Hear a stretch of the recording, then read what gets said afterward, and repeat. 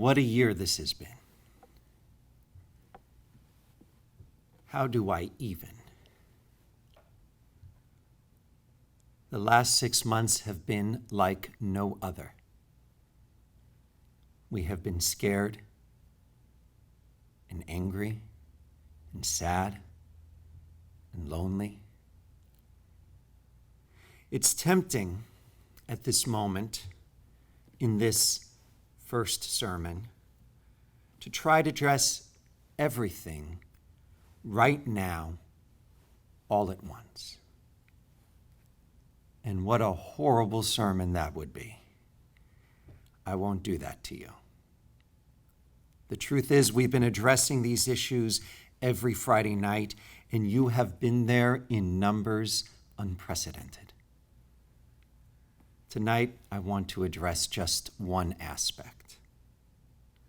When I look back at all that has happened in our country, in our world, in our temple, I see one issue that underlies everything that we've been going through. If I look back at all of our failings as a country and as individuals, there is one sin that stands out. And this is it. We have failed to see the humanity in others. Time and again, we have failed to see the humanity in others.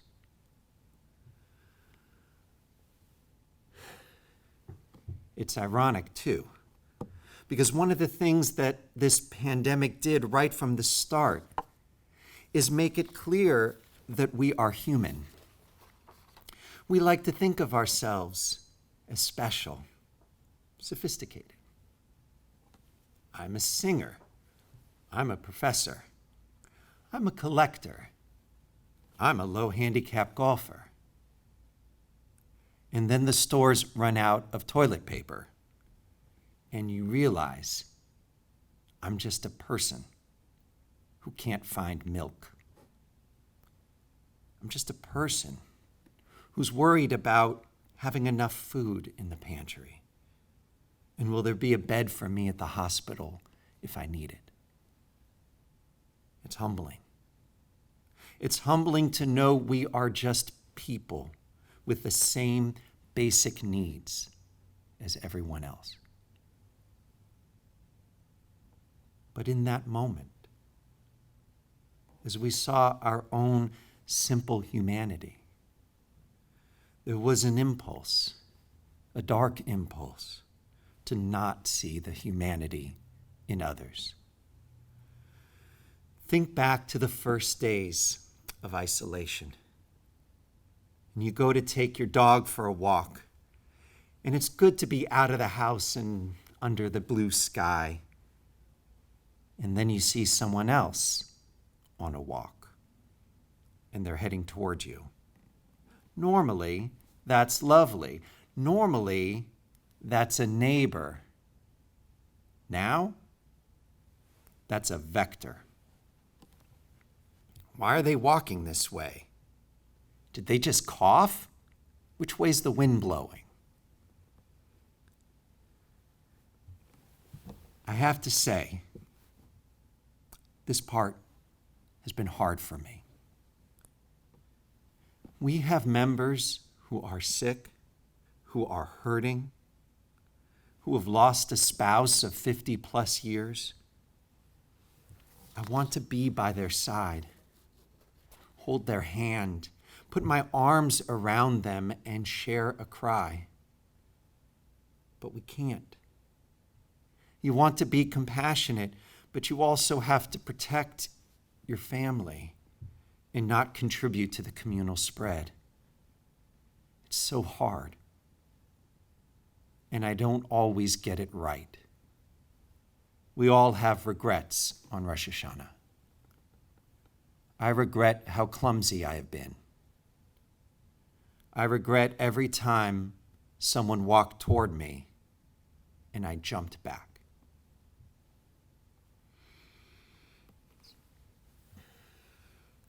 A couple of months ago, as the stay-at-home orders were lifting, someone wrote a now famous letter to an advice column. They wanted to know if it was safe to have their cleaning lady, Maria, come back again. Their plan was to leave while Maria was in the condo and then wipe down all the surfaces with disinfectant when Maria left. Would that be safe enough? They asked. The advice columnist made an example of them and let them have it. You should be asking if it's safe for Maria to be around you. Why are you taking precautions to protect yourselves and not doing anything to protect Maria? It was a takedown. But was it fair? I think any of us, not in our best moments, but in a thoughtless moment, I think any of us could have written that letter. I am a human in need of safeguards. They are something to be on guard against. And on guard we need to be. Doctors are getting better at treating COVID-19, but it's still deadly. And though the numbers of cases are starting to go down here, it's still very high. Of all the nations on earth, America has been the hardest hit and has shown the weakest response. America has endured more cases than any other country. America has suffered more deaths than any other country. It's been a terrible blow to our national pride and our esteemed place among the nations. The idea of American exceptionalism is hard to articulate right now.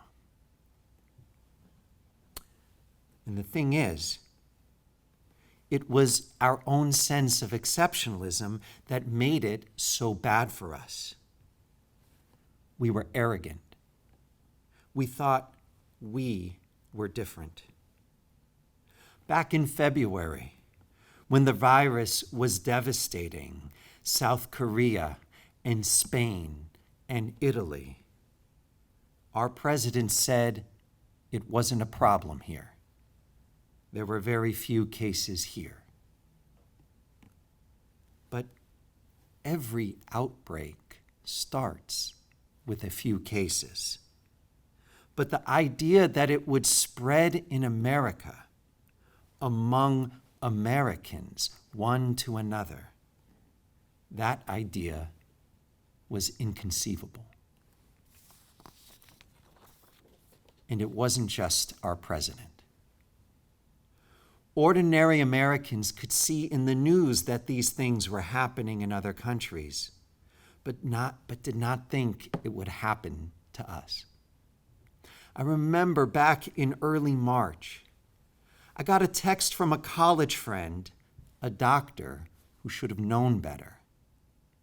He sent me a cartoon depicting Uncle Sam standing tall and proud wearing a t-shirt boasting about how America had successfully evaded West Nile, SARS, swine flu, Ebola, and so on.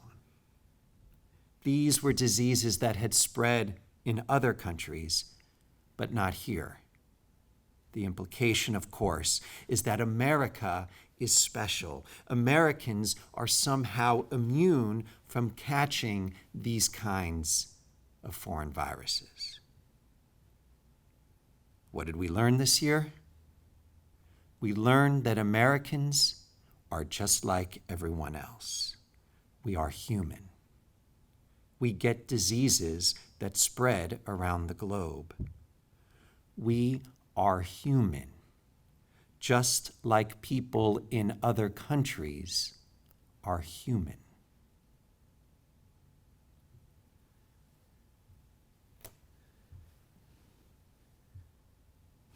What a year this has been. It's been a year for racial justice and protest.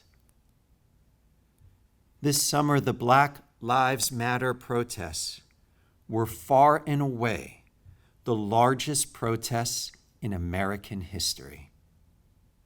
The previous record holder was the Women's March of 2017, which saw 3 to 5 million people marching across the country. This summer, somewhere between 15 and 26 million people marched for racial justice. Before this year, Black Lives Matter was a fringe movement consisting almost entirely of Black people protesting in majority Black neighborhoods.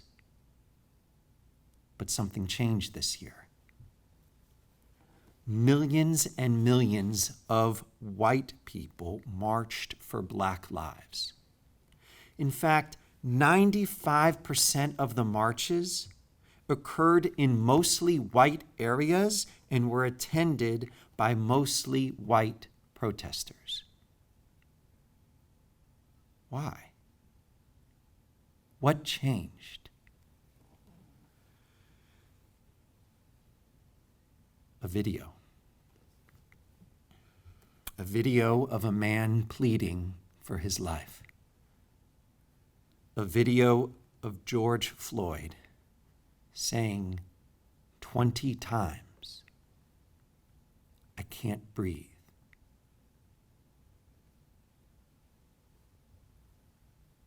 America saw that video and did not see a statistic. We did not see a partisan agenda. We saw a man, a person. He was a human being just like us. When America saw the humanity in George Floyd, it changed us as a people. It galvanized Black Americans. It made millions of white Americans see racial justice not as a special interest, but as a human cause.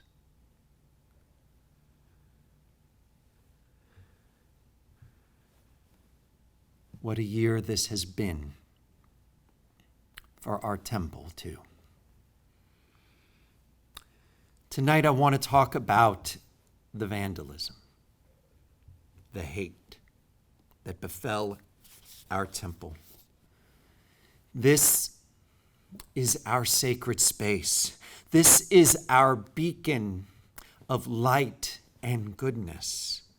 And this disgusting man comes in the dark of night with spray paint and desecrates our holy temple with all kinds of vile images and swastikas and words of menace. And then does it again 2 months later to torment us. Friends, you've heard me address this topic on several occasions.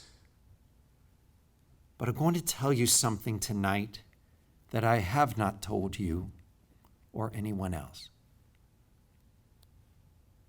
Those awful acts put a darkness in my heart. They made me sad and they made me angry. Elderly members of our temple cried in pain and my anger grew. A Holocaust survivor in our temple was shocked and so upset to see it happen here. And the darkness in my heart grew stronger. And then we found out more about the man who did it, his extremist ideology and the weapons he owned. And I was scared for the safety of our staff and for my family. Got to me. It hardened my heart. And it was not just this one hateful man. It was all kinds of repulsive human behaviors. I was disgusted at politicians who seemed interested only in helping their backers and not doing what was right for our country. I was angry at everyone who was reckless in adding to the spread. How could they be so greedy? They can't be bothered to wear a mask, and so now nurses have to keep risking their lives to treat those afflicted. So now I am stuck at home, and my kids can't go safely to school. I was losing faith in human decency. And then something happened. Something happened that turned it all around and caught me off guard. It reminded me of how I used to feel. I'm going to tell you what happened in a minute. First, I want to tell you a story from the Talmud. So this story is a perfect story, and by that I mean it is funny and entertaining, but after a while you think about it and you're like, oh, here it is. At the time of creation, when God considered creating human beings, God first assembled 3 groups of angels and asked the first group, should we make human beings? They asked, Sovereign of the universe, what will be their nature? And God told them what people would be like. The angels said, Sovereign of the universe, why would you want to create such a being? God stretched out one little finger and blasted away the angels. God turned to the second group and asked them, should we make human beings? What will be their nature? God told them, why? Boom! God blasted away the second group of angels. God turned to the third group, and they said, Sovereign of the universe, Master of all, the world is yours, and whatever you wish to do, please do it. And here we are. So that's the story. It's entertaining as promised, but its message is devastating. Basically, the rabbis are saying that human beings don't deserve to be created. Our nature is corrupt. We should not exist. But here we are. Because for some reason, God has faith in us. God believes that we are good. God has faith in us. And now I do too. I was losing it, but something happened that restored my faith. What happened is that word got out about the vandalism, and people responded. People called, offering to help us scrub it away and repaint. People made donations to pay for the damage. It was like popcorn popping. Pop, pop, pop, pop, pop, pop, pop, pop, pop, pop, pop, pop, pop, pop, pop, pop, pop, pop. The response was overwhelming.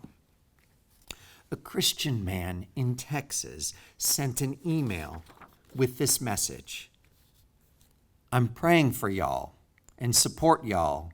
God bless and be safe, and reach out if you need anything. Thank you. A local woman sent us a $10 bill with a card explaining how hurt she was that this happened here in her own community.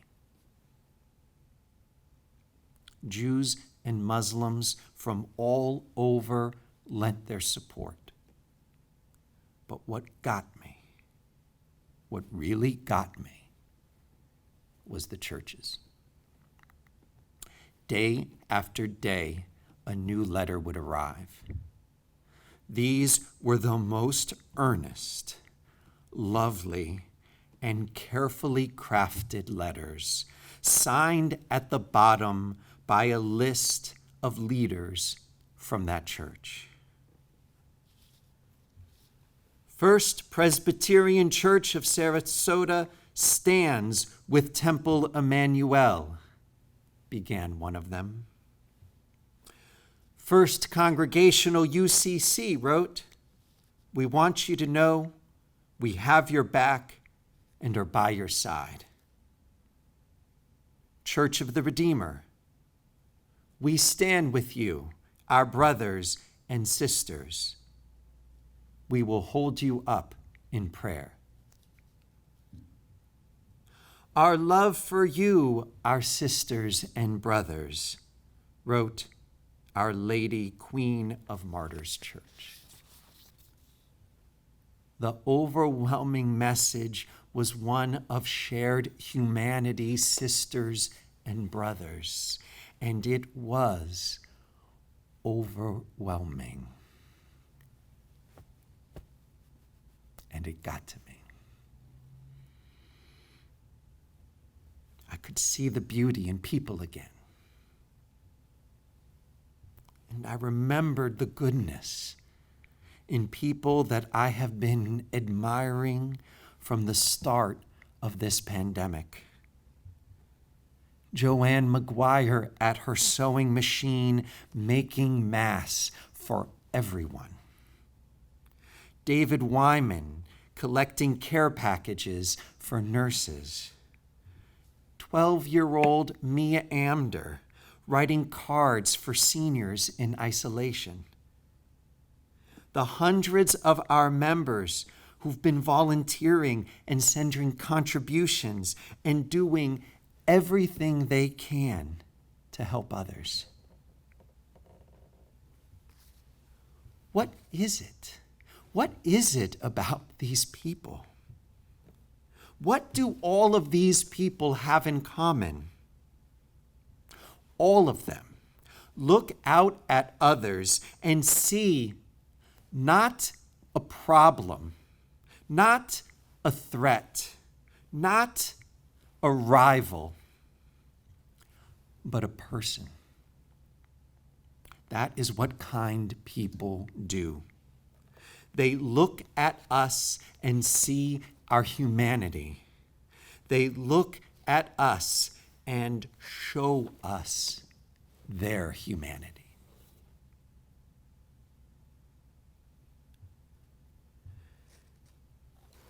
The angels were right to be wary of us.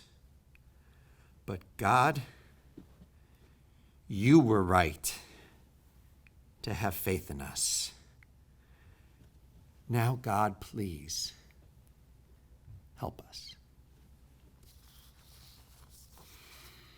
Help us to be our best selves. Help us to look at our neighbor and see a person.